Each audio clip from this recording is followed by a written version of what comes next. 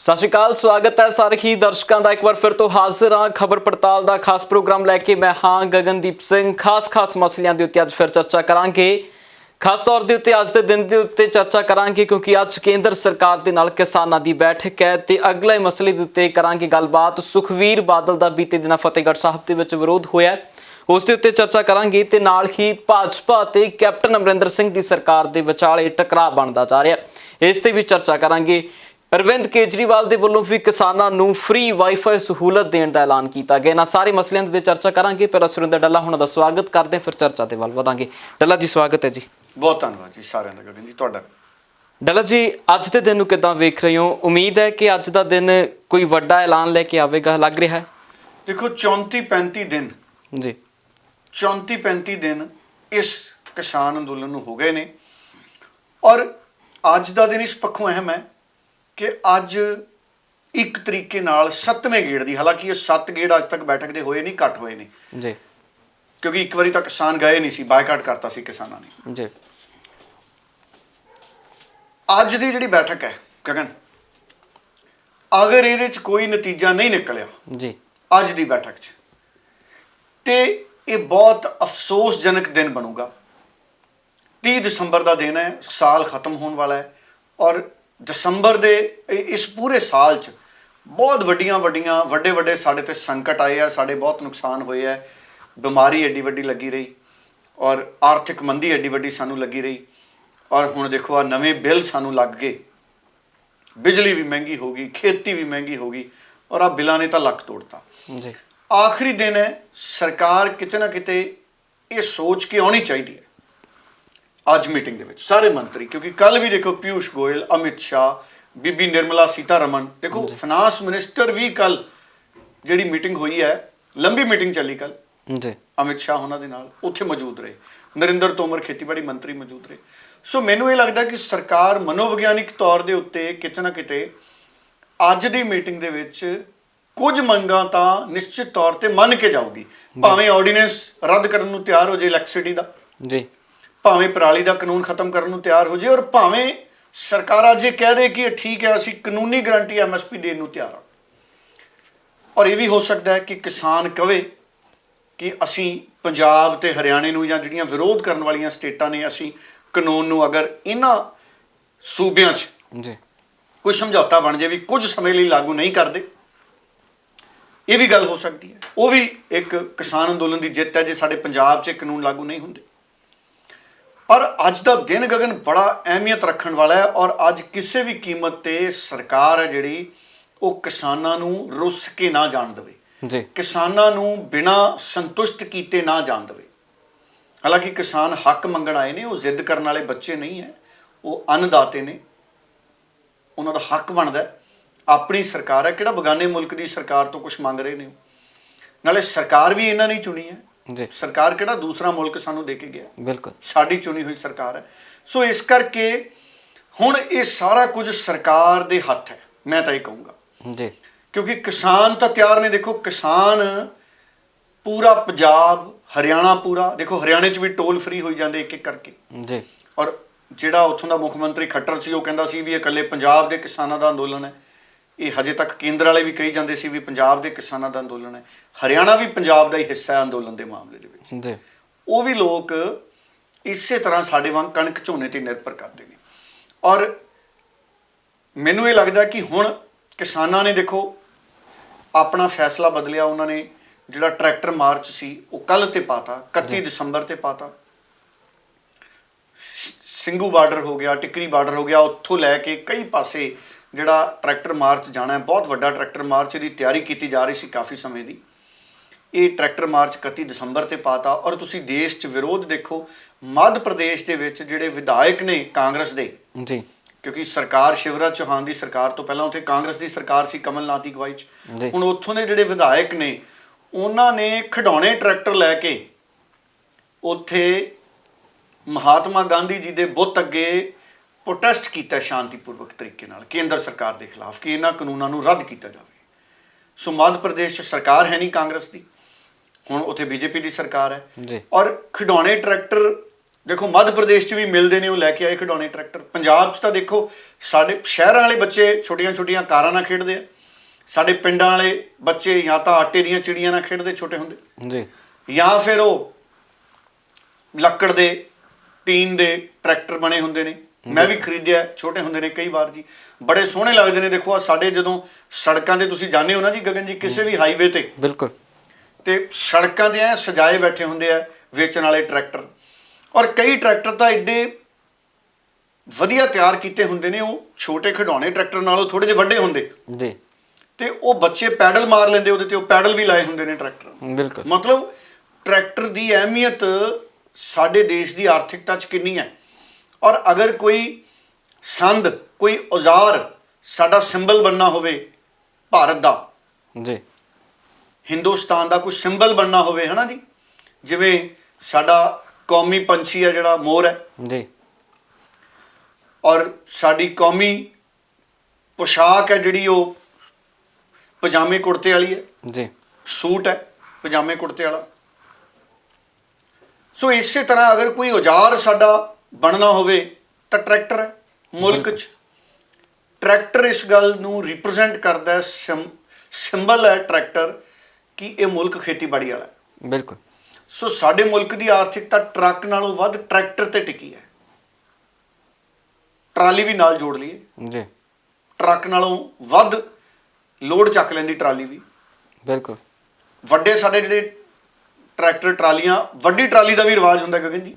Tractor ਦੇ ਨਾਲ ਆਮ ਸਧਾਰਨ ਟਰਾਲੀ ਹੈ, ਇੱਕ ਵੱਡੀ ਟਰਾਲੀ ਵੀ ਹੁੰਦੀ ਹੈ, ਉਹ ਟਰੱਕ ਜਿੰਨਾ ਲੋਡ ਚੱਕ ਲੈਂਦੀ ਹੈ। ਜੀ, ਸਮਝਣ ਦੀ ਗੱਲ ਇਹ ਹੈ, ਇਹ ਗੱਲ ਇਹਦੇ ਤੋਂ ਇਹ ਸਮਝਣ ਦੀ ਸਾਨੂੰ ਜ਼ਰੂਰਤ ਹੈ ਕਿ ਸਾਡੇ ਮੁਲਕ ਦੀ ਆਰਥਿਕਤਾ ਟਰੱਕ ਤੇ ਨਹੀਂ, ਟਰਾਲੀ ਤੇ ਨਿਰਭਰ ਹੈ, ਟਰੈਕਟਰ ਤੇ ਨਿਰਭਰ ਹੈ, ਖੇਤੀਬਾੜੀ ਤੇ ਨਿਰਭਰ ਹੈ। 70-80% ਲੋਕ ਸਾਡੇ ਖੇਤੀਬਾੜੀ ਨਾਲ ਜੁੜੇ ਨੇ। ਔਰ ਉਦਯੋਗਿਕ ਵਿਕਾਸ ਨਾਲੋਂ ਖੇਤੀਬਾੜੀ ਦਾ ਵਿਕਾਸ ਹੈ ਜਿਹੜਾ, ਉਹ ਜ਼ਿਆਦਾ ਯੋਗਦਾਨ ਪਾਉਂਦਾ ਲੋਕਾਂ ਨੂੰ ਰੁਜ਼ਗਾਰ ਅਤੇ ਰੋਟੀ ਦੇਣ 'ਚ।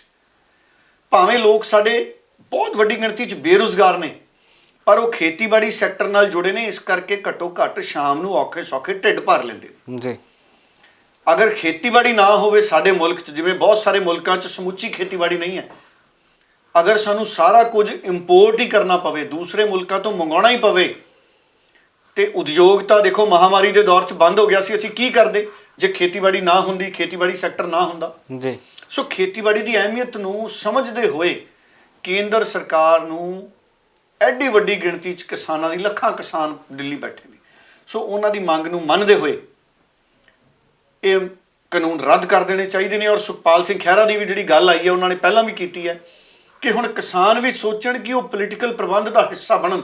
ਜਿਵੇਂ ਕੇਜਰੀਵਾਲ ਨੇ ਪਾਰਟੀ ਕੱਢੀ ਸੀ ਨਾ ਜੀ ਅੰਨਾ ਹਜ਼ਾਰੇ ਦੇ ਅੰਦੋਲਨ 'ਚੋਂ, ਜੀ, ਸੋ ਕਿਸਾਨਾਂ ਨੂੰ ਵੀ ਸੋਚਣਾ ਚਾਹੀਦਾ ਹੈ ਕਿ ਉਹ ਪੋਲੀਟੀਕਲ ਪ੍ਰਬੰਧ ਦਾ ਹਿੱਸਾ ਬਣਨ। ਕਿੰਨੇ ਚਿਰ ਕਿਸਾਨ ਸੰਗਠਨ ਦੂਸਰੀਆਂ ਪੋਲੀਟੀਕਲ ਪਾਰਟੀਆਂ ਨੂੰ ਵੋਟਾਂ ਪਾਉਂਦੇ ਰਹਿਣਗੇ? ਘੱਟੋ ਘੱਟ ਸਾਰੇ ਕਿਸਾਨਾਂ ਨੂੰ ਪੰਜਾਬ ਹਿੱਤ 'ਚ ਪੋਲੀਟੀਕਲ ਤੌਰ ਦੇ ਉੱਤੇ ਇੱਕ ਸਾਂਝਾ ਫੈਸਲਾ ਕਰਨ ਦੀ ਆਦਤ ਪਾਉਣੀ ਚਾਹੀਦੀ ਹੈ। ਭਾਵੇਂ ਉਹ ਆਪ ਪੋਲੀਟੀਕਲ ਤੌਰ ਦੇ ਉੱਤੇ ਸਰਗਰਮ ਹੋਣ, ਇੱਕ ਪੋਲੀਟੀਕਲ ਪਾਰਟੀ ਬਣਾਉਣ, ਪਰ ਇਸ ਅੰਦੋਲਨ ਨੂੰ ਜਿੱਤਣ ਤੋਂ ਬਾਅਦ, ਪਹਿਲਾਂ ਨਹੀਂ। ਅਗਰ ਇਸ ਅੰਦੋਲਨ ਦੇ ਦੌਰਾਨ ਪੋਲੀਟੀਕਲ ਪਾਰਟੀ ਬਣ ਗਈ, ਜੀ, ਸ਼ਾਇਦ ਉਹ ਆਪਣੇ ਮੁੱਦੇ ਤੋਂ ਨਾ ਭਟਕ ਜਾਣ। ਇਸ ਅੰਦੋਲਨ ਨੂੰ ਜਿੱਤਣ ਤੋਂ ਬਾਅਦ ਉਹ ਪੋਲੀਟੀਕਲ ਪਾਰਟੀ ਬਣਾਉਣ, ਇਹਦੇ 'ਚ ਕੋਈ ਹਰਜ ਨਹੀਂ। ਉਹ ਪਾਰਲੀਮੈਂਟ 'ਚ ਬੈਠੇ ਹੋਣ, ਸਾਡੇ ਪੰਜਾਬ ਦੇ 40 ਵਿਧਾਇਕ ਵਿਧਾਨ ਸਭਾ 'ਚ ਬੈਠੇ ਹੋਣ ਘੱਟੋ ਘੱਟ। ਬਿਲਕੁਲ, ਮੈਂ ਕਹੂੰਗਾ 13 ਦੇ 13 ਸਾਡੇ ਮੈਂਬਰ ਪਾਰਲੀਮੈਂਟ ਕਿਸਾਨਾਂ ਦੇ ਹੋਣੇ ਚਾਹੀਦੇ ਨੇ, ਜਿਹੜੇ ਦੇਸ਼ ਦੀ ਪਾਰਲੀਮੈਂਟ 'ਚ ਬੈਠੇ। ਬਿਲਕੁਲ।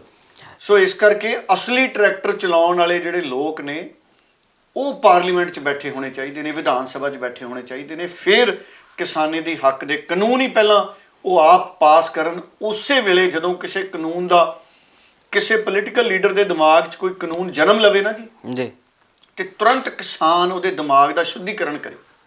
ਬਿਲਕੁਲ, ਇਹ ਖੇਤੀ ਕਾਨੂੰਨ ਹੈ, ਇਹ ਕਾਨੂੰਨ ਇਸ ਤਰੀਕੇ ਨਾਲ ਬਣਨਾ ਚਾਹੀਦਾ ਤਾਂ ਕਿ ਆਹ ਨੌਬਤ ਨਾ ਆਵੇ। ਜੀ।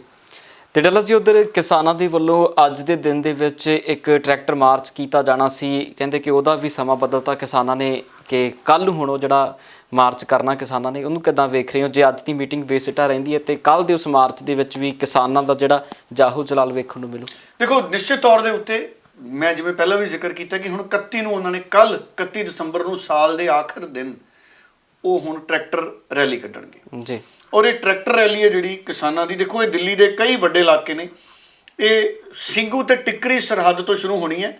ਇੱਕ ਕੁੰਡਲੀ ਮਾਨੇਸਰ ਪਲਵਲ, ਜੀ ਕੁੰਡਲੀ ਮਾਨੇਸਰ ਪਲਵਲ ਇਹ ਹਾਈਵੇ ਹੈ, ਉੱਥੇ ਤੱਕ ਜਿਹੜੇ ਟਰੈਕਟਰ ਮਾਰਚ ਹੈ ਜਿਹੜਾ ਕੱਢਿਆ ਜਾਣਾ ਹੈ ਔਰ ਸੰਯੁਕਤ ਮੋਰਚਾ ਦੀ ਅਗਵਾਈ 'ਚ ਕੱਢਿਆ ਜਾਣਾ ਹੈ ਔਰ ਦੇਸ਼ ਭਰ ਦੇ ਕਿਸਾਨ ਟਰੈਕਟਰ ਲੈ ਕੇ ਆਉਣਗੇ। ਬਹੁਤ ਵੱਡੀ ਗਿਣਤੀ 'ਚ ਜਿਹੜੇ ਕਿਸਾਨ ਨੇ ਗਗਨ, ਉਹ ਪਤਾ ਇਹ ਲੱਗਿਆ ਹੈ ਕਿ ਕੱਲ ਰਾਤ ਦੇ ਹੀ ਟਰੈਕਟਰ ਲੈ ਕੇ ਚੱਲੇ ਹੋਏ ਸੀ ਆਪਣੇ ਆਪਣੇ ਸੂਬਿਆਂ 'ਚੋਂ। ਹੋਰ ਦੱਸੋ, ਹਿਮਾਚਲ ਪ੍ਰਦੇਸ਼ ਤੋਂ ਵੀ ਜੱਥੇ ਚੱਲੇ ਹੋਏ ਨੇ ਕਿਸਾਨਾਂ ਦੇ ਪਹਾੜਾਂ 'ਚੋਂ।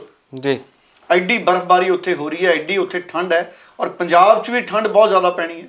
ਆਪਾਂ ਕਰਦੇ ਹਾਂ ਅੱਗੇ ਜਾ ਕੇ ਗੱਲ, ਤੁਸੀਂ ਮੈਨੂੰ ਦੱਸਿਆ ਸੀ ਇੱਕ ਸਵਾਲ ਹੈਗਾ ਜੀ।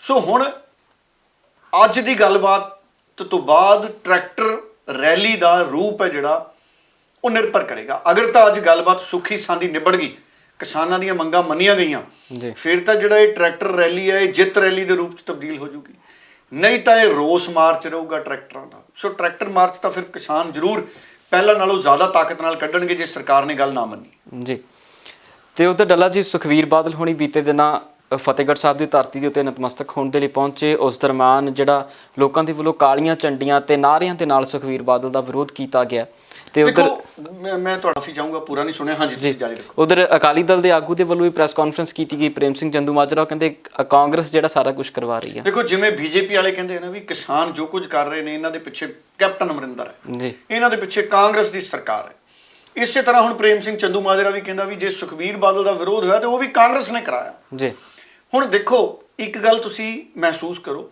ਬੀਜੇਪੀ ਵਾਲਿਆਂ ਦਾ ਕਿੰਨਾ ਵਿਰੋਧ ਹੋ ਰਿਹਾ। ਜਦੋਂ ਇਹ ਕਾਨੂੰਨ ਪਾਸ ਹੋਏ ਜੀ ਉਸ ਵੇਲੇ ਤਾਂ ਅਕਾਲੀ ਦਲ ਇਸ ਕਾਨੂੰਨ ਦਾ ਹਿੱਸਾ ਸੀ ਨਾ। ਇਹ ਤਾਂ ਕੋਰਾ ਚਿੱਟਾ ਸੱਚ ਹੈ ਨਾ ਕਿ ਵੱਡੇ ਬਾਦਲ ਉਹਨਾਂ ਨੇ ਸਪੋਰਟ ਕੀਤੀ ਸੀ। ਉਹ ਤਾਂ ਸਮਝਾ ਰਹੇ ਸੀ ਸਾਨੂੰ ਕਿ ਇਹ ਚੰਗੇ ਨੇ ਕਾਨੂੰਨ। ਜੀ ਸੁਖਬੀਰ ਬਾਦਲ ਹੁਣੀ ਸਮਝਾ ਰਹੇ ਸੀ ਵੀ ਖੇਤੀਬਾੜੀ ਮੰਤਰੀ ਭਰੋਸਾ ਦੇ ਰਹੇ ਨੇ ਕਿ ਐਮਐਸਪੀ ਕਦੀ ਖਤਮ ਨਹੀਂ ਹੋਊ। ਉਦੋਂ ਆ ਚੰਦੂਮਾਜਰਾ ਸਾਹਿਬ ਵੀ ਭਰੋਸਾ ਦੇ ਰਹੇ ਸੀ ਵੀ ਤੋਮਰ ਸਾਹਿਬ ਨੇ ਭਰੋਸਾ ਦਿੱਤਾ, ਉਹ ਲਿਖਤੀ ਭਰੋਸਾ ਦੇਣ ਨੂੰ ਤਿਆਰ ਨੇ ਵੀ ਐਮਐਸਪੀ ਕਦੀ ਖਤਮ ਨਹੀਂ ਹੋਊ। ਤੇ ਚੰਦੂਮਾਜਰਾ ਸਾਹਿਬ ਤੁਸੀਂ ਪ੍ਰੈਸ ਕਾਨਫਰੰਸ ਕਰਕੇ ਕਹਿੰਦੇ ਹੋ ਕਿ ਇਹਦੇ ਪਿੱਛੇ ਕਾਂਗਰਸ ਹੈ। ਚਲੋ, ਇਹ ਤੁਹਾਡਾ ਇੱਕ ਸਿਆਸੀ ਇਲਜ਼ਾਮ ਹੈ, ਪਰ ਮੈਨੂੰ ਇਹ ਲੱਗਦਾ ਹੈ ਕਿ ਹਾਲੇ ਵੀ ਲੋਕ ਕਿਤੇ ਨਾ ਕਿਤੇ ਅਕਾਲੀ ਦਲ ਤੋਂ, ਕਿਸਾਨ ਇਸ ਗੱਲ ਤੋਂ ਨਾਰਾਜ਼ ਜ਼ਰੂਰ ਨੇ ਕਿ ਅਗਰ ਉਸ ਵੇਲੇ ਅਕਾਲੀ ਦਲ ਨੇ ਵਿਰੋਧ ਕੀਤਾ ਹੁੰਦਾ, ਦੇਖੋ ਬੀਜੇਪੀ ਦੇ ਨਾਲ ਸੱਤਾ ਦੇ ਵਿੱਚ ਸੀ, ਉਸ ਵੇਲੇ ਅਗਰ ਅਕਾਲੀ ਦਲ ਨੇ ਵਿਰੋਧ ਕੀਤਾ ਹੁੰਦਾ ਜਦੋਂ ਇਹ ਆਰਡੀਨੈਂਸ ਪਾਸ ਹੋ ਰਹੇ ਸੀ, ਜਦੋਂ ਬੀਬਾ ਹਰਸਿਮਰਤ ਕੌਰ ਬਾਦਲ ਮੰਤਰੀ ਮੰਡਲ ਦੇ ਵਿੱਚ ਬੈਠਦੇ ਸੀ, ਜੀ ਉਸ ਵੇਲੇ ਅਗਰ ਅਕਾਲੀ ਦਲ ਨੇ ਵਿਰੋਧ ਕੀਤਾ ਹੁੰਦਾ ਤੇ ਅੱਜ ਆ ਸਥਿਤੀਆਂ ਨਹੀਂ ਸੀ ਆਉਣੀਆਂ। ਅਕਾਲੀ ਦਲ ਨੇ ਉਸ ਵੇਲੇ ਅਸਤੀਫਾ ਦਿੱਤਾ ਬੀਬੀ ਹਰਸਿਮਰਤ ਕੌਰ ਬਾਦਲ ਨੇ, ਜਦੋਂ ਕਿਸਾਨਾਂ ਨੇ ਆਪਣੇ ਅੰਦੋਲਨ ਦੇ ਨਾਲ ਆਪਣਾ ਰੁਖ ਸਾਫ਼ ਕਰਤਾ। ਪੰਜਾਬ ਦੇ ਕਿਸਾਨਾਂ ਨੇ ਵੀ ਜਾਂ ਤਾਂ ਇਹ ਕਾਨੂੰਨ ਨਹੀਂ, ਜੀ ਜਾਂ ਇਹ ਪੋਲੀਟੀਕਲ ਸਿਸਟਮ ਨਹੀਂ, ਜਾਂ ਇਹ ਕਾਨੂੰਨ ਨਹੀਂ, ਜਾਂ ਉਹ ਪੋਲੀਟੀਕਲ ਪਾਰਟੀ ਹੈ ਨਹੀਂ, ਅਸੀਂ ਉਹਨੂੰ ਵੋਟ ਨਹੀਂ ਪਾਉਣੀ ਜਿਹੜੀ ਪੋਲੀਟੀਕਲ ਪਾਰਟੀ ਸਾਡੀ ਸੋਚ ਨਾਲ ਨਹੀਂ ਚੱਲੂਗੀ। ਸੋ ਉਦੋਂ ਅਸਤੀਫਾ ਦੇਣਾ ਪਿਆ ਅਕਾਲੀ ਦਲ ਨੂੰ, ਜਦੋਂ ਪਾਣੀ ਸਿਰੋਂ ਲੰਘ ਗਿਆ ਸੀ ਸਿਆਸੀ ਤੌਰ ਤੇ। ਪਤਾ ਲੱਗ ਗਿਆ ਅਕਾਲੀ ਦਲ ਨੂੰ ਵੀ ਜੇ ਹੁਣ ਨਾ ਛੱਡੀ, ਅਸੀਂ ਐਨਡੀਏ ਵਾਲੀ ਗਠਬੰਧਨ ਨੂੰ ਨਾ ਛੱਡਿਆ ਜੀ ਤਾਂ ਪੋਲੀਟੀਕਲ ਤੌਰ ਦੇ ਉੱਤੇ ਸਾਡੇ ਕੋਲੇ ਸਿਰਫ ਤੇ ਸਿਰਫ ਦੁੱਖ ਰਹਿ ਜੂ, ਅਫਸੋਸ ਰਹਿ ਜੂ ਵੀ ਅਸੀਂ ਕਿਉਂ ਨਹੀਂ ਵਕਤ ਰਹਿੰਦੇ ਫੈਸਲਾ ਕੀਤਾ। ਜੀ ਔਰ ਜਿਵੇਂ ਫੈਸਲਾ ਮਜਬੂਰੀ 'ਚ ਕਰਨਾ ਪਿਆ ਅਕਾਲੀ ਦਲ ਨੂੰ, ਹਾਲਾਂਕਿ ਅਕਾਲੀ ਦਲ ਪਹਿਲਾਂ ਚਾਹੁੰਦਾ ਸੀ ਵੀ ਕੋਈ ਮੌਕਾ ਆਵੇ ਅਸੀਂ ਵੱਖਰੇ ਹੋਈਏ ਬੀਜੇਪੀ ਤੋਂ, ਕਿਉਂਕਿ ਬੀਜੇਪੀ ਵਾਲੇ ਵੀ ਚਾਹੁੰਦੇ ਸੀ ਵੀ ਕੋਈ ਮੌਕਾ ਆਵੇ ਅਸੀਂ ਪੱਲਾ ਛੜਾਈਏ ਅਕਾਲੀ ਦਲ ਤੋਂ, ਕਿਉਂਕਿ ਜ਼ਿਆਦਾ ਇਹਨਾਂ ਦਾ ਆਪਸ 'ਚ ਗਠਬੰਧਨ ਹੈ ਜਿਹੜਾ 9 ਮਾਸ ਵਾਲਾ, ਉਹ ਉੱਪਰੋਂ ਦਿਖਾਵੇ ਦਾ 9 ਮਾਸ ਹੀ ਸੀ, ਅੰਦਰੋਂ ਨਹੀਂ ਸੀ। ਜੀ ਅੰਦਰੋਂ ਤਾਂ 9 ਅਲੱਗ ਸੀ, ਮਾਸ ਅਲੱਗ ਸੀ। ਹੁਣ ਤੁਸੀਂ ਗੱਲ ਦੇਖੋ, ਕੇਜਰੀਵਾਲ ਜਿਵੇਂ ਅਕਾਲੀ ਦਲ ਨੂੰ ਮਜਬੂਰੀ 'ਚ ਛੱਡਣਾ ਪਿਆ ਸਾਥ ਐਨਡੀਏ ਦਾ, ਉਵੇਂ ਹੀ ਕੇਜਰੀਵਾਲ ਨੂੰ ਮਜਬੂਰੀ 'ਚ ਹੁਣ 3 ਕਾਨੂੰਨ ਪਾੜਨੇ ਪਏ ਉੱਥੇ। ਜੀ ਉਵੇਂ ਹੀ ਕੇਜਰੀਵਾਲ ਨੂੰ ਮਜਬੂਰੀ 'ਚ ਉੱਥੇ ਕਿਸਾਨਾਂ ਦੀ ਸਾਰ ਲੈਣੀ ਪਈ ਜਾ ਕੇ। ਹੁਣ ਦਿੰਦਾ ਨਾ ਕੇਜਰੀਵਾਲ ਬਿਆਨ ਵੀ ਮੈਂ ਕਿਸਾਨਾਂ ਦੇ ਨਾਲ ਆ, ਹੁਣ ਵਾਈਫਾਈ ਵੀ ਮੁਫਤ ਦੇਣ ਨੂੰ ਫਿਰਦੇ ਨੇ। ਜੀ ਉਹ ਕਹਿੰਦੇ ਅਸੀਂ ਮੁਫਤ ਵਾਈਫਾਈ ਦੇਵਾਂਗੇ। ਪੰਜਾਬ ਦੇ ਕਿਸਾਨਾਂ ਦੇ ਮੋਬਾਈਲਾਂ 'ਚ ਪਹਿਲਾਂ ਹੀ ਪੈਕ ਹੈਗੇ ਨੇ ਇੰਟਰਨੈਟ ਵਾਲੇ। ਤੁਸੀਂ ਦੱਸੋ, ਜਿਹੜੇ ਐਡੇ ਟੈਂਟ ਲਾ ਸਕਦੇ ਨੇ, ਦੁਨੀਆ ਲਈ ਐਡਾ ਵੱਡਾ ਲੰਗਰ ਲਾ ਸਕਦੇ ਨੇ, ਦੁਨੀਆ ਦਾ ਢਿੱਡ ਭਰ ਸਕਦੇ ਨੇ, ਹੈ ਜੀ, ਉਹ ਆਪਣੇ ਮੋਬਾਈਲ 'ਚ 200-250 ਵਾਲਾ ਨੈਟ ਨਹੀਂ ਪਾਉਣਗੇ, 300 ਵਾਲਾ। ਮੇਰਾ ਤਾਂ 300 ਵਾਲਾ ਹੀ ਹੈ ਜੀ। ਉਹ ਸਾਰਿਆਂ ਦੇ ਨੈਟ ਚੱਲਦਾ। ਕੇਜਰੀਵਾਲ ਸਾਹਿਬ, ਮੈਂ ਅੱਗੇ ਵੀ ਕਹਿਣਾ ਹੁੰਦਾ, ਜਦੋਂ ਵਿਆਹ ਹੋ ਜੇ, ਵਿਆਹ ਹੋਣ ਤੋਂ ਬਾਅਦ ਆਪਾਂ ਵਿਆਹ ਦੇ ਕਾਰਡ ਵੰਡੀਏ, ਉਹਦਾ ਕੋਈ ਮੁੱਲ ਨਹੀਂ। ਬਿਲਕੁਲ। ਸੋ ਹੁਣ ਤੁਸੀਂ ਵਾਈਫਾਈ ਮੁਫਤ ਲਵਾ ਕੇ ਦਿਓ। ਹੁਣ ਇਹਨਾਂ ਤੋਂ ਗੱਲ ਬਹੁਤ ਅੱਗੇ ਚੱਲ ਗਈ। ਐਡੇ ਐਡੇ ਉੱਥੇ ਹਸਪਤਾਲ ਮੋਬਾਈਲ ਵੈਨਾਂ ਬਣਾਤੀਆਂ ਪੰਜਾਬ ਵਾਲਿਆਂ ਨੇ। ਆਹ ਖਾਲਸਾ ਏਡ ਵਾਲੇ ਦੇਖੋ ਕਿੱਡੀ ਮਦਦ ਕਰਦੇ ਆ, ਬਿਲਕੁਲ ਹੋਰ ਸੰਸਥਾਵਾਂ ਪੰਜਾਬ ਦੀਆਂ ਹੈ ਜੀ। ਨਾਲੇ ਪੰਜਾਬੀਆਂ ਨੇ ਤਾਂ ਮੁਲਕ 'ਚ ਕਿਤੇ ਭੁਚਾਲ ਆਇਆ ਹੋਵੇ ਸਭ ਤੋਂ ਪਹਿਲਾਂ ਕੱਪੜੇ ਭੇਜੇ, ਰਾਸ਼ਨ ਭੇਜਿਆ, ਅੰਨ ਭੇਜਿਆ। ਤੇ ਉੱਥੇ ਹੁਣ ਸਾਡੇ ਜਿਹੜੇ ਕਿਸਾਨ ਨੇ ਉਹ ਕੇਜਰੀਵਾਲ ਦੇ ਵਾਈਫਾਈ ਤੇ ਨਿਰਭਰ ਹੈ। ਬਿਲਕੁਲ ਹੈ ਜੀ। ਸੋ ਇਸ ਕਰਕੇ ਇਹਨਾਂ ਚੀਜ਼ਾਂ ਨਾਲ ਕੁਝ ਨਹੀਂ ਹੋਣਾ। ਹੁਣ ਮੈਂ ਜਿਵੇਂ ਤੁਹਾਨੂੰ ਅੱਗੇ ਕਿਹਾ ਸੀ ਵੀ ਇਹ ਹੁਣ ਕੇਜਰੀਵਾਲ ਸਾਹਿਬ ਦੀ ਮਜਬੂਰੀ ਹੈ, ਉਹ ਨਾਲ ਰਲਣ ਨੂੰ ਫਿਰਦੇ ਨੇ ਅੰਦੋਲਨ ਦੇ ਵੀ ਯਾਰ ਅਸੀਂ ਵੀ ਤੁਹਾਡਾ ਹੀ ਹਿੱਸਾ, ਵੀ ਅਸੀਂ ਵੀ ਕਿਸਾਨ ਹੀ ਹਾਂ। ਬਿਲਕੁਲ। ਸੋ ਇਸ ਕਰਕੇ ਹੁਣ ਇਹ ਕਿਸਾਨ ਸਮਝਦੇ ਨੇ ਸਾਰੀਆਂ ਗੱਲਾਂ। ਸੋ ਮੈਂ ਤਾਂ ਇਹ ਕਹੂੰਗਾ ਵੀ ਕਿਸਾਨਾਂ ਨੂੰ ਸਾਰੀਆਂ ਪੋਲੀਟੀਕਲ ਪਾਰਟੀਆਂ ਨੂੰ ਦੂਰ ਹੀ ਰੱਖਣਾ ਚਾਹੀਦਾ, ਕਿਉਂਕਿ ਆ ਪਹਿਲਾਂ ਹੀ ਸਰਕਾਰ ਵਾਲੇ ਤਾਂ ਇਲਜ਼ਾਮ ਲਾਈ ਜਾਂਦੇ ਨੇ ਵੀ ਇਹਨਾਂ ਦੇ ਪਿੱਛੇ ਕਾਂਗਰਸ ਹੈ, ਆਪ ਹੈ, ਇਹਨਾਂ ਦੇ ਪਿੱਛੇ ਅਕਾਲੀ ਦਲ ਹੈ। ਸੋ ਪੋਲੀਟੀਕਲ ਪਾਰਟੀਆਂ ਵਾਲਿਆਂ ਨੂੰ ਵੀ ਬੇਨਤੀ ਹੋਣੀ ਚਾਹੀਦੀ ਹੱਥ ਬੰਨ੍ਹ ਕੇ ਵੀ ਆਪਣੇ ਵੱਖਰੇ ਵੱਖਰੇ ਅੰਦੋਲਨ ਕਰ ਲਓ। ਦੇਖੋ ਅਗਰ ਪੋਲੀਟੀਕਲ ਪਾਰਟੀਆਂ ਵਾਲੇ ਸਪੋਰਟ ਕਰਨਾ ਚਾਹੁੰਦੇ, ਅੱਜ ਕੇਜਰੀਵਾਲ ਅਗਰ ਕਹਿੰਦਾ ਵੀ ਮੈਂ ਕਿਸਾਨਾਂ ਦੇ ਨਾਲ ਆ, ਕੇਜਰੀਵਾਲ ਦਵੇ ਦਿੱਲੀ ਦੇ ਮੁੱਖ ਮੰਤਰੀ ਦੇ ਉਹਦੇ ਤੋਂ ਅਸਤੀਫਾ, ਪੰਜਾਬ ਵਾਲੇ ਆਪ ਹੀ ਬਣਾ ਦੇਣਗੇ ਪੰਜਾਬ ਦਾ ਮੁੱਖ ਮੰਤਰੀ। ਹਿੰਮਤ ਰੱਖੇ ਕੇਜਰੀਵਾਲ ਨਾ ਬਿਲਕੁਲ ਵੀ ਮੈਂ ਕਿਸਾਨ ਅੰਦੋਲਨ ਕਰਕੇ ਦਿੱਲੀ ਦੇ ਮੁੱਖ ਮੰਤਰੀ ਦਾ ਅਹੁਦਾ ਛੱਡਦਾ, ਕਿਸਾਨ ਕਾਨੂੰਨ ਰੱਦ ਕਰੋ। ਪੂਰੇ ਦੇਸ਼ 'ਚ ਗੱਲ ਜਾਊਗੀ ਵੀ ਇੱਕ ਮੁੱਖ ਮੰਤਰੀ ਅਸਤੀਫਾ ਦੇ ਗਿਆ। ਬਿਲਕੁਲ ਕੈਪਟਨ ਅਮਰਿੰਦਰ ਨੇ ਵੀ ਇੰਨੀ ਕੁ ਗੱਲ ਕੀਤੀ ਸੀ ਵੀ ਅਸਤੀਫਾ ਮੇਰੀ ਜੇਬ 'ਚ ਹੈ, ਹਜੇ ਦਿੱਤਾ ਨਹੀਂ। ਬਿਲਕੁਲ ਹੁਣ ਕਹਿੰਦੇ ਨੇੜੇ ਆ ਕੇ 6 ਮਹੀਨੇ ਪਹਿਲਾਂ, ਦੇਖੋ ਇਮਤਿਹਾਨਾਂ ਤੋਂ ਪਹਿਲਾਂ ਤੁਸੀਂ ਕਾਲਜ 'ਚ ਲੇਟ ਜਾਓ ਨਾ ਜੀ, ਇੱਕ ਅੱਧਾ ਵੀ ਲੈਕਚਰ ਸ਼ਾਰਟ ਹੋ ਜੇ, ਪ੍ਰੋਫੈਸਰ ਤੁਹਾਨੂੰ ਘੂਰਨ ਲੱਗ ਜਾਂਦਾ ਜੀ ਵੀ ਡਲੇ ਤੇਰੀ ਅਟੈਂਡੈਂਸ ਘਟ ਰਹੀ ਹੈ ਭਾਈ। ਤੇ ਜਦੋਂ ਇਮਤਿਹਾਨ ਨੇੜੇ ਹੁੰਦੇ ਨੇ ਨਾ ਜੀ, 10-15 ਦਿਨ ਕੋਈ ਪੁੱਛਦਾ ਹੀ ਨਹੀਂ ਲੈਕਚਰਾਂ ਨੂੰ। ਬਿਲਕੁਲ ਉਦੋਂ ਪ੍ਰੋਫੈਸਰ ਵੀ ਨਹੀਂ ਪੁੱਛਦਾ ਵੀ ਡੱਲੇ ਹੋਰੀ ਆਏ ਨੇ, ਗਗਨ ਹੋਰੀ ਆਏ ਨੇ ਜਾਂ ਨਹੀਂ ਆਏ। ਬਿਲਕੁਲ। ਸੋ ਇਸ ਕਰਕੇ ਹੁਣ ਅਸਤੀਫੇ ਇਹਨਾਂ ਨੇ ਪਤਾ ਕਦੋਂ ਦੇਣੇ ਆ, ਜਦੋਂ ਵਿਧਾਨ ਸਭਾ ਚੋਣਾਂ ਨੂੰ ਥੋੜਾ ਜਿਹਾ ਸਮਾਂ ਰਹਿ ਜਾਣਾ। ਬਿਲਕੁਲ। ਦੇਖੋ 22 ਦੀਆਂ ਜਨਵਰੀ ਜਾਂ ਫਰਵਰੀ 'ਚ ਵੋਟਾਂ ਪੈ ਜਾਣੀਆਂ ਨੇ ਪੰਜਾਬ ਵਾਲੀਆਂ। ਹੁਣ ਜੇ ਇਹੀ ਹਾਲਾਤ ਚੱਲਦੇ ਰਹੇ ਕਿਸਾਨੀ ਅੰਦੋਲਨ ਦੇ, 5-6 ਮਹੀਨੇ ਪਹਿਲਾਂ ਕਾਂਗਰਸ ਵਾਲਿਆਂ ਨੇ ਵੀ ਪੰਜਾਬ ਵਾਲਿਆਂ ਨੇ ਵੀ ਅਸਤੀਫੇ ਦੇ ਦੇਣੇ, ਰੋਸ ਵਜੋਂ ਵੀ ਅਸੀਂ ਅਸਤੀਫਾ ਦਿੰਦੇ ਹਾਂ ਜੀ। ਉਦੋਂ ਕੋਈ ਮੁੱਲ ਨਹੀਂ ਅਸਤੀਫੇ ਦਾ। ਜਿਵੇਂ ਮੈਂ ਕਿਹਾ ਵੀ ਵਿਆਹ ਤੋਂ ਬਾਅਦ ਵਿਆਹ ਦੇ ਕਾਰਡ ਵੰਡਣ ਦਾ ਕੋਈ ਮੁੱਲ ਨਹੀਂ, ਪਹਿਲਾਂ ਵੰਡ ਲਓ ਜੇ ਕਿਸੇ ਦੋਸਤ ਮਿੱਤਰ ਨੂੰ ਦੇਣਾ। ਬਿਲਕੁਲ ਹੈ ਜੀ। ਸੋ ਇਸ ਕਰਕੇ ਹੁਣ ਕੇਜਰੀਵਾਲ ਸਾਹਿਬ ਚਾਹੇ ਉੱਥੇ ਵਾਈਫਾਈ ਲਵਾ ਦੇਣ, ਜੋ ਮਰਜ਼ੀ ਕਰਾ ਦੇਣ, ਉਹ ਸਾਰੀਆਂ ਸਹੂਲਤਾਂ ਹੈਗੀਆਂ ਉੱਥੇ। ਹੁਣ ਕਿਸਾਨਾਂ ਨੂੰ ਕੀ ਚਾਹੀਦਾ ਕੇਜਰੀਵਾਲ ਤੋਂ? ਕੁਰਬਾਨੀ ਚਾਹੀਦੀ। ਕੇਜਰੀਵਾਲ ਸਾਹਿਬ ਕੁਰਬਾਨੀ ਕਰੋ, ਦਿਓ ਅਸਤੀਫਾ। ਤੁਹਾਡੇ ਸਾਰੇ ਐਮਐਲਏ ਦੇਣ ਅਸਤੀਫਾ। ਆ ਜਿਹੜੇ ਜੰਤਰ ਮੰਤਰ ਤੇ ਕਾਂਗਰਸੀ ਬੈਠੇ ਸਾਡੇ ਐਮਪੀ, ਇਹ ਦੇਣ ਅਸਤੀਫਾ। ਬਿਲਕੁਲ ਅਸਤੀਫਾ ਦੇਣ, ਪਾਰਲੀਮੈਂਟ 'ਚ ਜਾ ਕੇ ਗੱਲ ਸਮਝ ਆਵੇ। ਆ ਪੰਜਾਬ 'ਚ ਵੀ ਜਿਹੜੇ ਵਿਰੋਧ ਕਰਦੇ ਨੇ ਪੋਲੀਟੀਕਲ ਲੋਕ, ਐਮਐਲਏ ਐਮਪੀ, ਹੋਰ ਕਿਸੇ ਨੂੰ ਨਹੀਂ ਲੋੜ ਜੀ, ਅਸਤੀਫੇ ਦੇਣ। ਫਿਰ ਤਾਂ ਗੱਲ ਸਮਝ ਆਉਂਦੀ ਆ ਵੀ ਕੁਰਬਾਨੀ ਕੀਤੀ ਆ ਪੋਲੀਟੀਕਲ ਪਾਰਟੀਆਂ ਨੇ। ਬਿਲਕੁਲ। ਸੋ ਇਸ ਕਰਕੇ ਬਾਕੀ ਗੱਲਾਂ ਦਾ ਕੋਈ ਬਹੁਤਾ ਜ਼ਿਆਦਾ ਫਰਕ ਨਹੀਂ ਵੀ ਅਸੀਂ ਵਾਈਫਾਈ ਫ੍ਰੀ ਸੇਵਾ ਦੇਣ ਦਾ। ਦੇਖੋ ਇੱਕ ਵਾਈਫਾਈ ਦੇਣੀ ਇਹਨਾਂ ਨੇ ਫ੍ਰੀ, ਉਹਦੇ ਲਈ ਵੀ ਹੌਟਸਪੌਟ ਕਹਿੰਦੇ ਉੱਥੇ ਬਣਾ ਦੇਵਾਂਗੇ। ਉਹਦੇ ਲਈ ਪੱਤਰਕਾਰ ਸੰਮੇਲਨ ਕੀਤੇ ਜਾ ਰਹੇ ਨੇ ਵੀ ਕੇਜਰੀਵਾਲ ਸਰਕਾਰ ਨੇ ਫੈਸਲਾ ਕੀਤਾ ਕਿ ਅਸੀਂ ਮੁਫਤ ਵਾਈਫਾਈ ਦੀ ਸਹੂਲਤ ਦੇਵਾਂਗੇ ਜੀ। ਦੇਖੋ ਉਹ ਕਿਸਾਨਾਂ ਨੇ ਏਡੇ ਏਡੇ ਲੰਗਰ ਲਾਤੇ, ਐਡੀਆਂ ਐਡੀਆਂ ਐਂਬੂਲੈਂਸਾਂ, ਡਾਕਟਰ ਦੇਖੋ ਕਿੱਡੀਆਂ ਸੇਵਾ ਕਰ ਰਹੇ ਨੇ ਉੱਥੇ ਜਾ ਕੇ। ਬਿਲਕੁਲ ਹਾਂਜੀ, ਮੱਲਮ ਪੱਟੀ ਕਰ ਰਹੇ ਨੇ ਜ਼ਖਮੀਆਂ ਦੇ, ਖਾਣ ਪੀਣ ਦਾ ਖਿਆਲ ਰੱਖ ਰਹੇ ਨੇ। ਆ ਪੰਜਾਬ 'ਚ ਪੰਜੀਰੀ ਬਣੀ ਜਾਂਦੀ ਹੈ ਬਦਾਮਾਂ ਵਾਲੀ, ਬਦਾਮ ਜਾ ਰਹੇ ਨੇ ਉੱਥੇ ਕਈ ਕੁਛ ਪਾ ਕੇ, ਉਹ 'ਚ ਪਿਸਤੇ, ਕਾਜੂ, ਕਿਸ਼ਮਿਸ਼, ਸੌਗੀ, ਬਿਲਕੁਲ ਪੰਜੀਰੀ, ਮੂੰਗਫਲੀਆਂ ਜਾ ਰਹੀਆਂ ਨੇ। ਦੇਖੋ ਗੱਚਕ ਜਾ ਰਹੀ ਹੈ ਵੀ ਜੇ ਉੱਥੇ ਲੋਹੜੀ ਮਨਾਉਣੀ ਪੈ ਗਈ ਤਾਂ। ਬਿਲਕੁਲ। ਸੋ ਪੰਜਾਬ ਦੇ ਕਿਸਾਨਾਂ ਦੇ ਮੋਬਾਈਲਾਂ 'ਚ ਨੈਟ ਦੀ ਕਾਹਦੀ ਦਿੱਕਤ ਹੈ ਜੀ, ਦੱਸੋ? ਇਹ ਗੱਲ ਵੱਖਰੀ ਹੈ ਵੀ ਉੱਥੇ ਅੱਜ ਕੱਲ੍ਹ ਸਰਕਾਰਾਂ ਦੇ ਹੱਥ 'ਚ ਹੁੰਦਾ ਨੈਟ ਦੀ, ਉਹ ਸਪੀਡ ਜੀ ਹੌਲੀ ਕਰ ਦਿੰਦੇ ਜੀ। ਉਹ ਫੋਟੋ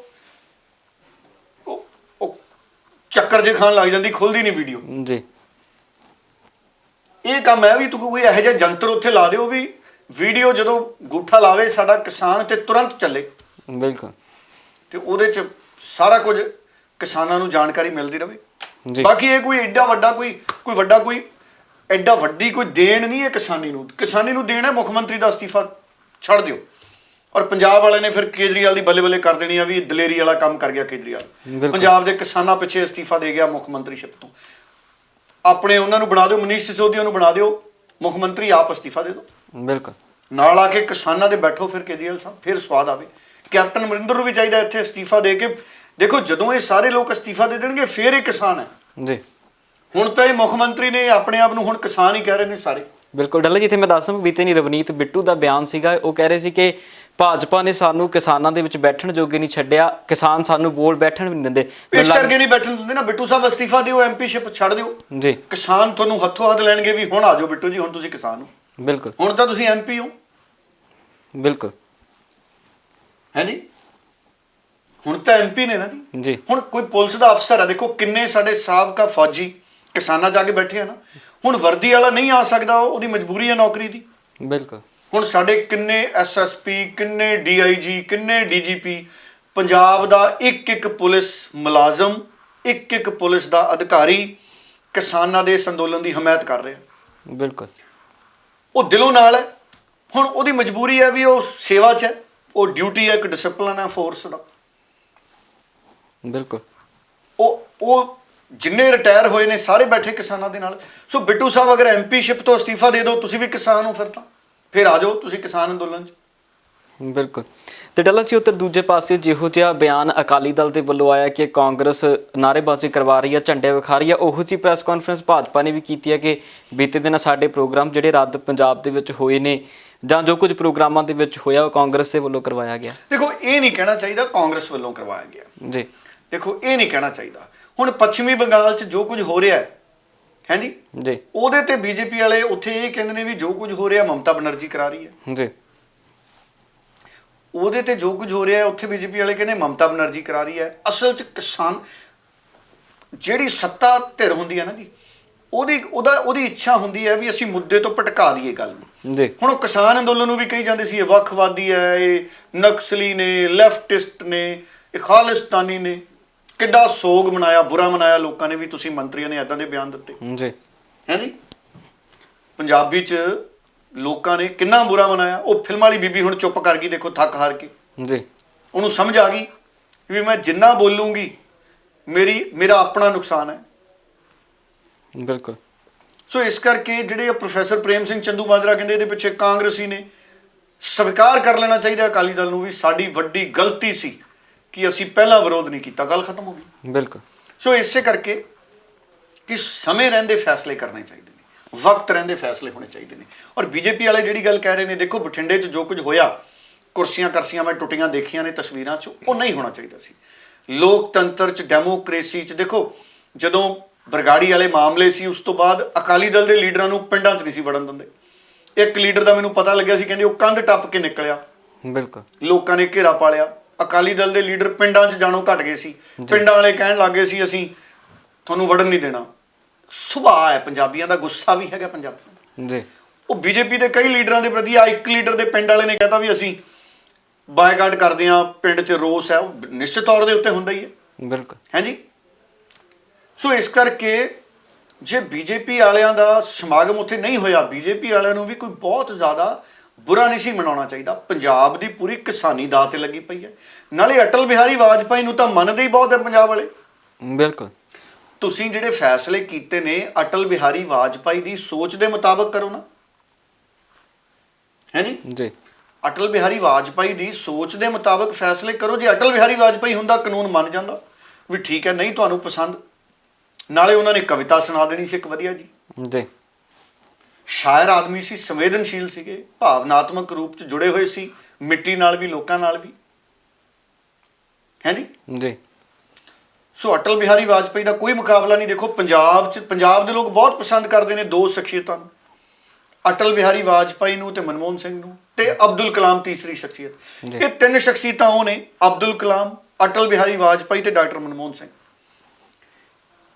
ਅੱਖਾਂ ਬੰਦ ਕਰਕੇ ਲੋਕ ਇਹਨਾਂ ਤੇ ਭਰੋਸਾ ਕਰ ਜਾਂਦੇ ਸੀ, ਇਹ ਜੋ ਕਹਿ ਦਿੰਦੇ ਸੀ। ਜੀ ਕਿਉਂਕਿ ਉਹਨਾਂ ਨੇ ਆਪਣੀ ਪਰਸਨੈਲਿਟੀ ਨੂੰ ਇਸ ਤਰੀਕੇ ਨਾਲ ਲੋਕਾਂ 'ਚ ਰੱਖਿਆ, ਪੇਸ਼ ਕੀਤਾ, ਕੰਮ ਕੀਤੇ।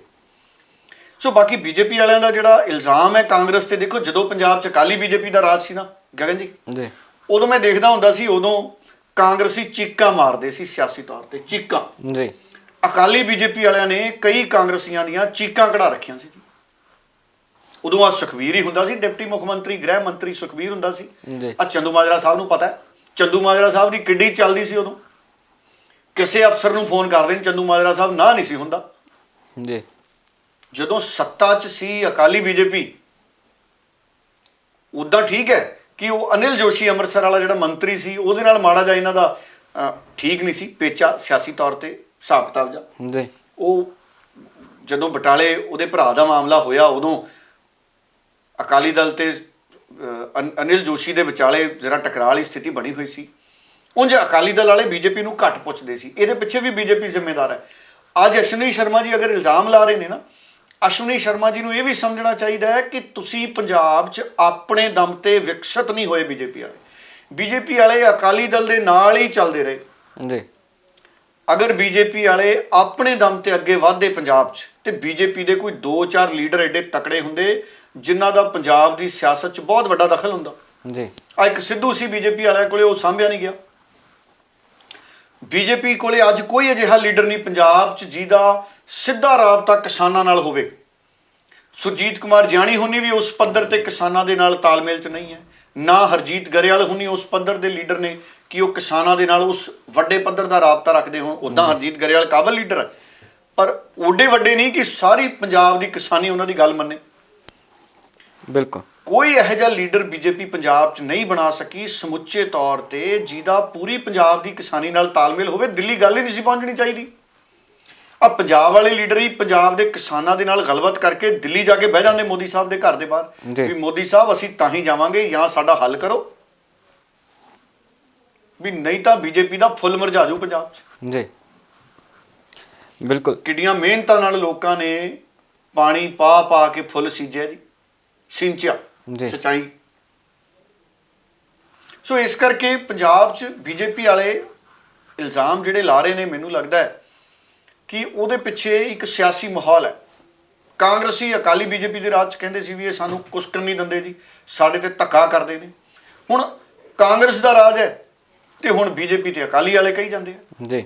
ਸੋ ਇਹ ਤਾਂ ਸੁਭਾਵਿਕ ਆ ਗੱਲਾਂ, ਅਦਲੇ ਦਾ ਬਦਲਾ, ਟਿਟ ਫॉर ਟੈਟ, ਇਹ ਸਿਆਸੀ ਬਦਲਾ ਜੀ।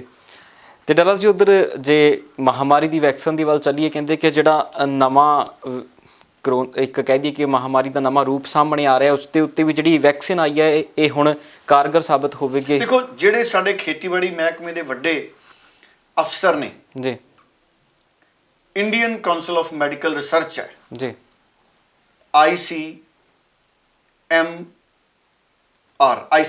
Indian council of medical research, ਉਹਨਾਂ ਵੱਲੋਂ ਕਿਹਾ ਗਿਆ ਕਿ ਭਾਵੇਂ ਰੂਪ ਬਦਲੀ ਜਾਂਦੀ ਹੈ ਮਹਾਮਾਰੀ, ਸਟ੍ਰੇਨ ਜਿਵੇਂ UK 'ਚ, ਬ੍ਰਿਟੇਨ ਦੇ ਕਈ ਮੁਲਕਾਂ 'ਚ ਆਇਆ ਜੀ, ਕਹਿੰਦੇ ਅਗਰ ਇਹ ਰੂਪ ਵੀ ਬਦਲਦੀ ਹੈ, ਹਜੇ ਤੱਕ ਕੋਈ ਅਜਿਹੀ ਖੋਜ ਨਹੀਂ ਕਿ ਜਿਹੜੀ ਵੈਕਸੀਨ ਹੈ ਉਹਦੇ ਤੇ ਪ੍ਰਭਾਵੀ ਨਹੀਂ ਹੋਊਗੀ। ਮਤਲਬ ਹਾਲ ਦੀ ਘੜੀ ਇਹ ਮੰਨੀਏ ਕਿ ਹਰ ਰੂਪ ਤੇ ਵੈਕਸੀਨ ਪ੍ਰਭਾਵੀ ਹੋਊਗੀ, ਔਰ ਰੱਬ ਕਰੇ ਅਜਿਹਾ ਹੋਵੇ, ਇਹ ਵੈਕਸੀਨ ਹੈ ਜਿਹੜੀ ਕਾਮਯਾਬ ਹੋਵੇ, ਛੇਤੀ ਲੱਗਣੀ ਸ਼ੁਰੂ ਹੋਵੇ ਵੈਕਸੀਨ, ਤਾਂ ਕਿ ਲੋਕਾਂ 'ਚ ਜਿਹੜਾ ਖੌਫ ਹੈ ਇਸ ਮਹਾਮਾਰੀ ਦਾ ਘਟੇ। ਔਰ ਰੱਬ ਦਾ ਲੱਖ ਸ਼ੁਕਰ ਹੈ ਕਿ ਦਿੱਲੀ 'ਚ ਕੇਸ ਘਟਣੇ ਸ਼ੁਰੂ ਹੋ ਗਏ ਜੀ, ਨਹੀਂ ਤਾਂ ਸਾਡੇ ਕਿਸਾਨਾਂ ਦੀ ਐਡੀ ਬਦਨਾਮੀ ਕੀਤੀ ਜਾਣੀ ਸੀ ਵੀ ਦਿੱਲੀ 'ਚ ਕਿਸਾਨ ਲੱਖਾਂ ਦੀ ਗਿਣਤੀ 'ਚ ਆ ਗਏ ਤੇ ਦਿੱਲੀ 'ਚ ਆਹ ਹੋ ਗਿਆ, ਦਿੱਲੀ 'ਚ ਉਹ ਹੋ ਗਿਆ। ਹੁਣ ਦੇਖੋ ਰੱਬ ਦਾ ਕਿੱਡਾ ਅਸੀਂ ਸ਼ੁਕਰਗੁਜ਼ਾਰ ਹਾਂ ਗਗਨ ਜੀ ਕਿ ਸ਼ੁਕਰ ਹੈ ਰੱਬ ਦਾ ਕਿ ਦਿੱਲੀ 'ਚ ਕੇਸ ਘਟ ਗਏ। ਜਿਸ ਮਹੀਨੇ ਤੋਂ ਸਾਡਾ ਉੱਥੇ ਪ੍ਰੋਟੈਸਟ ਸ਼ੁਰੂ ਹੋਇਆ ਕਿਸਾਨਾਂ ਦਾ, ਉਸੇ ਮਹੀਨੇ 'ਚ ਕੇਸ ਘਟੇ ਦਿੱਲੀ 'ਚ। ਦੇਖੋ ਸਬਬ ਦੇਖੋ, ਇਹਦਾ ਮਤਲਬ ਹੈ ਰੱਬ ਨਾਲ ਹੈ ਕਿਸਾਨਾਂ ਦੇ, ਬਿਲਕੁਲ ਕੁਦਰਤ ਨਾਲ ਹੈ ਕਿਸਾਨਾਂ ਦੇ, ਵੀ ਉਹ ਹੱਕ ਦੀ ਲੜਾਈ ਲਈ ਆਪਣੇ ਗਏ। ਸੋ ਵੈਕਸੀਨ ਵੀ ਮੈਨੂੰ ਲੱਗਦਾ ਕਿ ਕੁਦਰਤ ਨਾਲ ਹੈ ਔਰ ਵੈਕਸੀਨ ਜ਼ਰੂਰ ਕਾਮਯਾਬ ਹੋਊਗੀ ਜੀ। ਸੋ ਜਾਂਦੇ ਡੱਲਾ ਜੀ, ਮੌਸਮ ਵਿਭਾਗ ਦੀ ਚੇਤਾਵਨੀ ਦੇ ਵੱਲ ਵੀ ਟਿੱਪਣੀ ਜ਼ਰੂਰ ਚਾਹਾਂਗੇ ਤੁਹਾਡੀ। ਬਿਲਕੁਲ ਜੀ, ਮੌਸਮ ਮਹਿਕਮੇ ਨੇ ਕਿਹਾ ਹੈ ਵੀ ਬਹੁਤ ਜ਼ਿਆਦਾ ਠੰਡ ਹੈ ਜਿਹੜੀ ਅਗਲੇ 2-3 ਦਿਨਾਂ 'ਚ ਪੈਣ ਵਾਲੀ ਹੈ। ਸੋ ਇਸ ਕਰਕੇ ਜ਼ਰੂਰ ਆਪਾਂ ਇੰਤਜ਼ਾਮ ਕਰੀਏ ਕਿ ਆਪਣੇ ਕੋਲੇ ਸਾਰਿਆਂ ਕੋਲੇ ਗਰਮ ਕੱਪੜੇ ਪਾਏ ਹੋਣ ਜੀ। ਇੱਕ 2-2 ਸਵੈਟਰ ਵੀ ਜੇ ਆਪਾਂ ਪਾ ਲਈਏ, ਦੇਖੋ ਮੈਂ ਤਾਂ ਪਾ ਲੈਣਾ ਜੀ, ਮੈਂ ਤਾਂ ਹੁਣ ਸਟੂਡੀਓ 'ਚ ਦੇਖੋ ਕੋਟ ਥੱਲੇ ਸਵੈਟਰ ਪਾ ਕੇ ਰੱਖਦਾ ਗਗਨ ਜੀ, ਇਹ ਬੜਾ ਜ਼ਰੂਰੀ ਹੈ। ਸੰਗਨ ਦੀ ਲੋੜ ਨਹੀਂ। ਅੱਜ ਕੱਲ੍ਹ ਦੇ ਜਿਹੜੇ ਨੌਜਵਾਨ ਬੱਚੇ ਵੀ ਨੇ ਨਾ ਜੀ, ਨੌਜਵਾਨ ਥੋੜ੍ਹਾ ਜਿਹਾ ਉਹਨਾਂ ਨੂੰ ਇਹ ਲੱਗਦਾ ਵੀ ਨਹੀਂ ਸਾਨੂੰ ਠੰਡ ਨਹੀਂ ਲੱਗਦੀ ਜੀ, ਔਰ ਬਜ਼ੁਰਗਾਂ ਨੂੰ ਵੀ ਬਹੁਤ ਖਿਆਲ ਰੱਖਣ ਦੀ ਲੋੜ ਹੈ। ਹਮੇਸ਼ਾ ਇਹ ਜਿਹੜੇ ਮਾਹਰ ਡਾਕਟਰ ਨੇ ਉਹਨਾਂ ਦੀ ਜ਼ਰੂਰ ਸਲਾਹ ਲਓ, ਮਾੜੇ ਮੋਟੇ ਕਿਸੇ ਤੋਂ ਸਿਆਣੇ ਬੰਦੇ ਤੋਂ। ਆਮ ਤੌਰ ਤੇ ਸਲਾਹ ਦਿੰਦੇ ਨੇ ਵੀ ਗਰਮ ਪਾਣੀ ਪੀਂਦੇ ਰਹੋ, ਹੈ ਜੀ ਜੀ, ਤੇ ਰਜਾਈਆਂ ਜਿਹੜੀਆਂ ਨੇ, ਇੱਕ ਰਜਾਈ ਇੱਕ ਨਾਲ ਕੰਬਲ ਲੈ ਲਓ ਜੀ। ਔਰ ਇਹ ਵੀ ਕਹਿੰਦੇ ਨੇ ਗਗਨ ਜੀ ਕਿ ਠੰਡ 'ਚ ਘੱਟ ਤੋਂ ਘੱਟ ਨਿਕਲੋ, ਕਿਉਂਕਿ ਤਾਪਮਾਨ ਬਹੁਤ ਡਿੱਗਦਾ ਹੈ ਔਰ ਤਾਪਮਾਨ ਬਹੁਤ ਜ਼ਿਆਦਾ ਡਿੱਗ ਰਿਹਾ ਹੈ। ਜਿੰਨਾ ਸੰਭਵ ਹੋ ਸਕੇ ਠੰਡ 'ਚ ਬਜ਼ੁਰਗ ਲੋਕ ਬਾਹਰ ਨਾ ਜਾਣ, ਘਰਾਂ ਦੇ ਵਿੱਚ ਹੀ ਰਹਿਣ। ਕੜਾਕੇ ਦੀ ਠੰਡ ਹੈ ਔਰ ਗਰਮ ਪਾਣੀ ਪੀਣ, ਔਰ ਘਰ ਦੇ ਵਿੱਚ ਹੀ ਥੋੜੀ ਬਹੁਤੀ ਐਕਸਰਸਾਈਜ਼ ਹੈ ਜਿਹੜੀ, ਅਗਰ ਉਹ ਹੋ ਜੇ, ਯੋਗਾ ਹੋ ਜੇ, ਹਲਕਾ ਫੁਲਕਾ ਪੀਟੀ ਹੋ ਜੇ, ਜਿਵੇਂ ਅਸੀਂ ਸਕੂਲ 'ਚ ਕਰਦੇ ਸੀ ਪ੍ਰੇਅਰ ਤੋਂ ਪਹਿਲਾਂ ਜੀ, ਉਹਦੇ ਨਾਲ ਵੀ ਜਿਹੜਾ ਸਰੀਰ ਹੈ ਉਹ ਚੱਲਦਾ ਰਹਿੰਦਾ ਹੈ। ਸੋ ਖੂਨ ਦਾ ਦੌਰਾ ਸਰੀਰ ਦੇ ਵਿੱਚ ਬਰਕਰਾਰ ਰਹਿੰਦਾ ਹੈ। ਸੋ ਕਿਸੇ ਵੀ ਤਰੀਕੇ ਅਸੀਂ ਆਪਣੇ ਆਪ ਨੂੰ ਗਰਮ ਰੱਖਣਾ ਹੈ। ਉਂਝ ਤਾਂ ਸਾਡੇ ਜਿਹੜੇ ਬਜ਼ੁਰਗ ਨੇ ਉਹਨਾਂ ਨੇ ਬੜੀਆਂ ਹੱਡ ਕੰਬਾਊ ਠੰਡਾ ਕੱਢੀਆਂ ਨੇ ਆਪਣੀ ਜ਼ਿੰਦਗੀ 'ਚ। ਖੇਤਾਂ 'ਚ ਸਵੇਰੇ 4-4 5-5 ਵਜੇ ਦਸੰਬਰ ਜਨਵਰੀ ਦੀ ਠੰਡ 'ਚ ਠੰਡੇ ਪਾਣੀ ਵਾਲੇ ਨੱਕੇ ਸਾਡੇ ਮੋੜਦੇ ਨੇ ਕਿਸਾਨ ਜੀ। ਪਰ ਫਿਰ ਵੀ ਆਪਾਂ ਸਾਰੇ ਖਿਆਲ ਰੱਖੀਏ, ਕਿਉਂਕਿ ਕੜਾਕੇ ਦੀ ਠੰਡ ਕਹਿੰਦੇ ਪੈਣੀ ਹੈ, ਔਰ ਬੱਚਿਆਂ ਦਾ ਵੀ ਜ਼ਰੂਰ ਖਿਆਲ ਰੱਖਣ ਦੀ ਸਾਨੂੰ ਲੋੜ ਹੈ ਤਾਂ ਕਿ ਉਹ ਵੀ ਠੰਡ ਦੇ ਵਿੱਚ ਜ਼ਿਆਦਾ ਨਾ ਨਿਕਲਣ। ਸਕੂਲਾਂ 'ਚ ਦੇ ਵਿੱਚ ਤਾਂ ਦੇਖੋ ਠੰਡ ਦੀਆਂ ਛੁੱਟੀਆਂ ਕੀਤੀਆਂ ਹੋਈਆਂ ਜੀ। ਬਾਕੀ ਆਸ ਕਰਦੇ ਹਾਂ ਕਿ ਕਿਸਾਨ ਅੰਦੋਲਨ ਹੈ ਜਿਹੜਾ ਉਹ ਸਰਕਾਰ ਕਾਨੂੰਨ ਰੱਦ ਕਰਕੇ ਖਤਮ ਕਰੇ। ਉਹ ਸਾਡੇ ਲੱਖਾਂ ਲੋਕ ਠੰਡ 'ਚ ਉੱਥੇ ਬੈਠੇ ਨੇ, ਅਸੀਂ ਤਨੋ ਮਨੋ ਧਨੋ ਸਾਰੇ ਉਹਨਾਂ ਦੇ ਨਾਲ ਆ, ਪਰ ਉਹਨਾਂ ਦੇ ਜਜ਼ਬੇ ਨੂੰ ਵੀ ਸਲਾਮ ਹੈ। ਦੇਖੋ ਕਿੱਡੀ ਜਦੋ ਜਹਿਦ ਉਹ ਪੂਰੇ ਮੁਲਕ ਦੇ ਭਵਿੱਖ ਲਈ ਉਹ ਕਰ ਰਹੇ ਨੇ। ਬਿਲਕੁਲ। ਸੋ ਜਾਂਦੇ ਜਾਂਦੇ ਮੌਸਮ ਦੀ ਖਬਰ ਦਾ ਇਸ ਕਰਕੇ ਜ਼ਿਕਰ ਕੀਤਾ ਸੀ ਕਿਉਂਕਿ ਮੌਸਮ ਵਿਭਾਗ ਦੇ ਵੱਲੋਂ ਅਲਰਟ ਜਾਰੀ ਕੀਤਾ ਗਿਆ ਕਿ ਆਉਣ ਵਾਲੇ ਦਿਨਾਂ ਦੇ ਵਿੱਚ ਠੰਡ ਜ਼ਰੂਰ ਵਧੇਗੀ।